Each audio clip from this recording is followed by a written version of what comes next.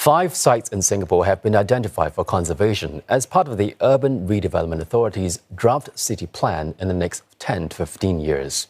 They include Jurong Hill Tower, as well as the former Royal Malayan Navy admin block. Alexandra Anand with more. Dakota Crescent is one of Singapore's oldest public housing estates, built in 1958, before the Housing and Development Board took charge. Now 6 blocks of iconic neighbourhood will be conserved, with National Development Minister Desmond Lee calling it a reflection of Singapore's post-independence transformation. Each one means something to someone. So one important way of anchoring our sense of place and identity as Singaporeans is to conserve buildings and sites that reflect our common history and experiences.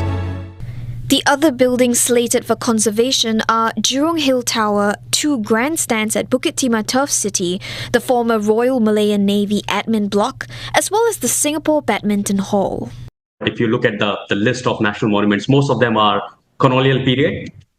Right, and now the government is focusing more on post-independence buildings. I think which is a good thing, so that we have a variety of the history, and we can understand from pre-colonial period to colonial period, and also to the post-independence period as well.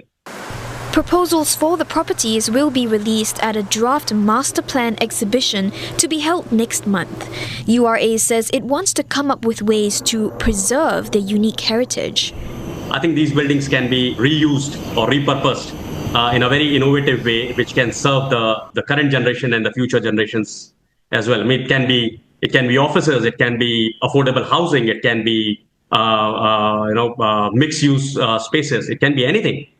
Beyond just their physical form, conservation could include steps like digital documentation. To date, more than 7,200 buildings and structures in over 100 areas have been conserved in Singapore.